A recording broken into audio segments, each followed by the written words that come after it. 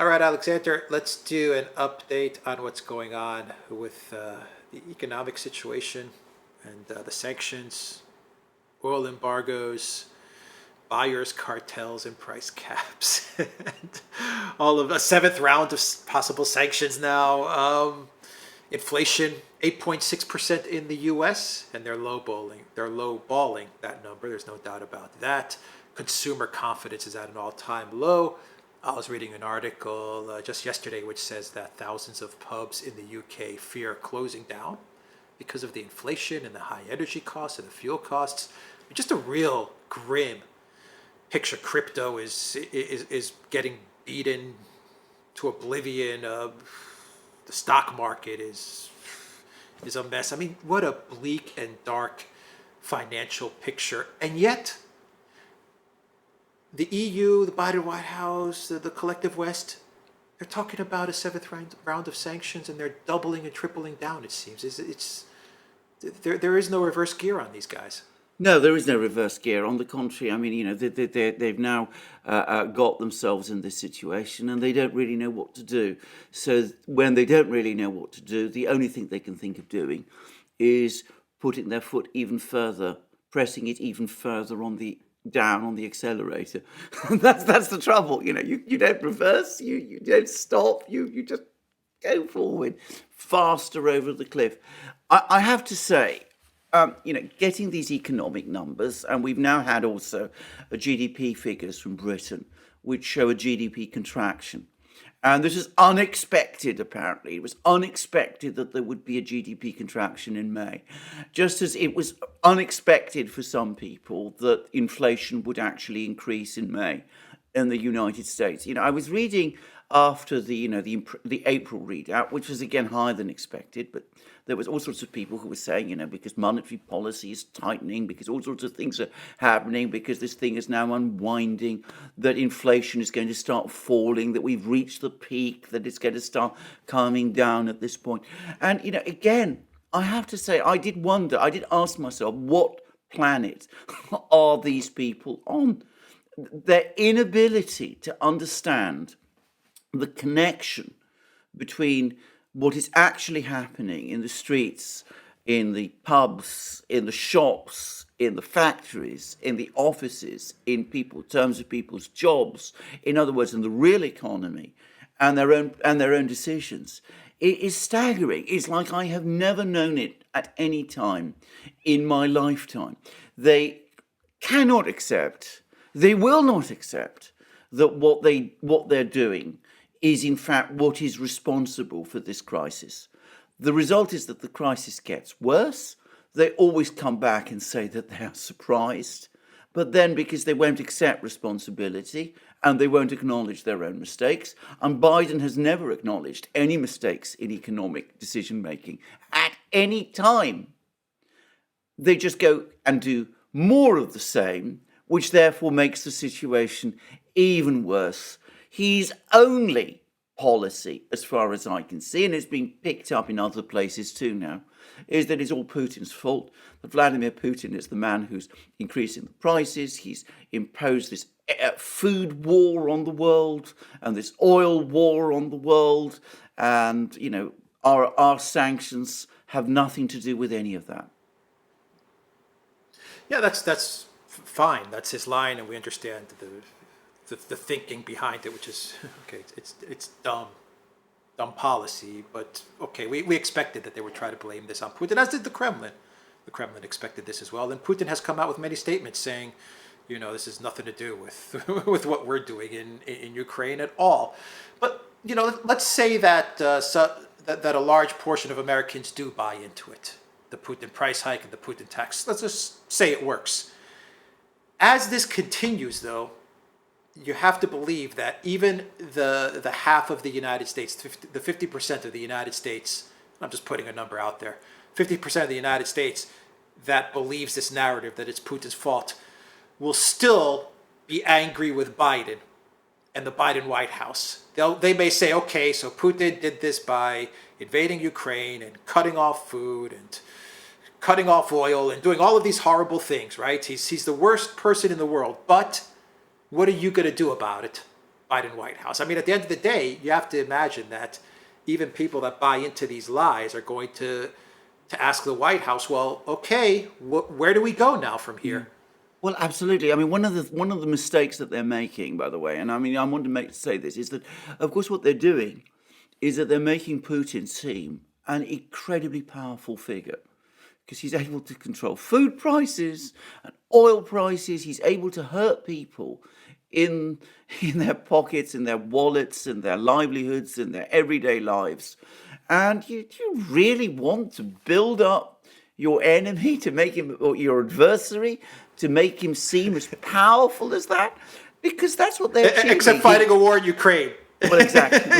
He can do everything in the U.S., but in Ukraine, he's terrible. Absolutely, he's terrible. Exactly. But I mean, but anyway. But I mean, that is the effect. And I mean, you're absolutely right. What it makes is that it makes the administration, in the end, look ineffective and weak. They can't somehow take on this all-powerful Putin, who is incredibly powerful. He can, win elections for Donald Trump. So apparently, he can, break and change governments. Determine the energy price, just determine what the petrol price, the gasoline price, raise food prices, raise energy costs. You can do all of that. You can't actually win, apparently, a war in Ukraine.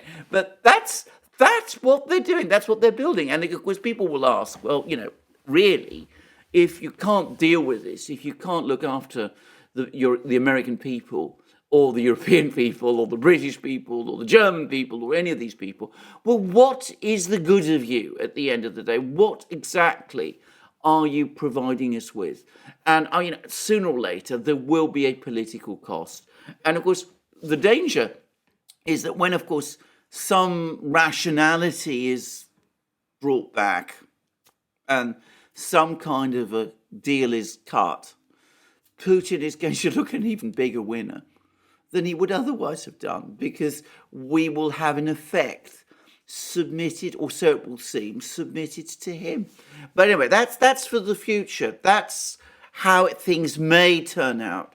In the meantime, because, as you rightly said, these people have no reverse gear, because they're now already talking about the seventh,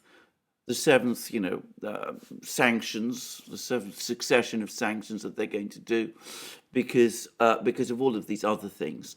Because there's still, and I mean, this is obvious, great unwillingness on the part of central banks to raise interest rates, great uncertainty about what raising interest rates will do. Real concerns now, we're heading into serious recessions, all of those things. One has to say that the future looks bleak.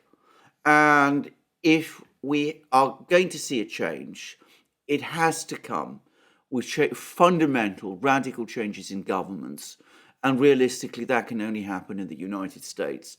Otherwise, we're going to be locked into stagflation. In other words, rising prices, falling output, declining living standards, as we were in the 70s. And this process is going to just go on and on. Well, they can't raise inflation, can they, the Fed? I mean, they have to raise it by a lot. Interest rates. They can't raise interest rates to fight inflation, because they would have to, really, really raise those interest rates. And the Russian central bank, they lowered interest rates, I believe, to 9.5 just a couple of days ago. That's actually either the same level or lower than when the special military operation got underway. I think we're seeing a difference as to how the Russians manage their fiscal policy and how they have control of their economic future, and how the United States and Europe have no control of their economic future. Absolutely. The Russian central bank cut interest rates by 150 base points. They're now, as you said, I believe lower than they were at the start of the war. And inflation is falling. And according to the central bank, output is rising. I mean, people were saying that June was going to be the month when it was all going to collapse. On the contrary, the indications They're tentative indications, but the indications are that the recession in Russia has already bottomed out and inflation is falling, and the ruble, just before we did this program, was trading at 57 rubles to the dollar. So they tried, in fact, to weaken the ruble, and it didn't work because the economy is so strong that the ruble is continuing to strengthen. There was a brief moment when it fell to 65 to a dollar, but now it's been strengthening again. So that's the contrast. And you've put it exactly right. The Russians are in control of their economy. The Russians have kept control of their economy. When the sanctions war was declared on them back in February, the central bank doubled interest rates. It put them up to 20%. It then flooded the banks with liquidity so that it made sure that the financial system continued to operate. It imposed capital controls. The government did lots of things of its own. But they had proper, well-constructed, well-thought-out economic policies, options that they were able to unveil fast, and they stabilized the situation. And they are clearly in control of their economy. In the West, we are not, because whereas the Russians look at the situation as it is and act realistically, in the West we don't. You said yourself, they have no reverse gear. They're not prepared to change course. They're talking about a seventh package of sanctions when, as I said, the other six packages have been, to say it straightforwardly, a disaster. But, they're already talking about the seventh package of sanctions. And I share your skepticism about interest rates in the West. But the Russian central bank pushed interest rates up to 20%. Paul Volcker did something similar in the United States in the early 1980s. There's no conceivable way that any Western central bank, the European Central Bank or the Bank of England or the Fed, would be prepared to take a measure like that today. So they're going to raise interest rates a little, but nowhere near enough. And in monetary policy will continue to be far too lax, and that is going to make inflation take hold. All right, we will end it there. TheDurad.locals.com, everybody, and go to the Durad shop, 10% off when you use the code GOODDAY. Take care.